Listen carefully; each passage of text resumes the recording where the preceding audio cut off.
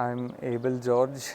I've done my bachelor's in biotechnology, and right now the trend is bioinformatics in the biotech industry.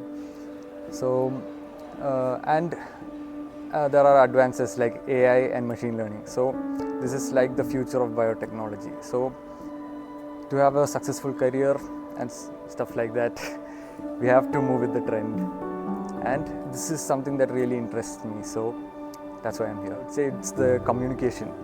Like, I never used to be this interactive with people, but here, when I came here first, like my batchmates, because they were my batchmates, I talked to them. I thought the seniors would be distant from us, and even you guys.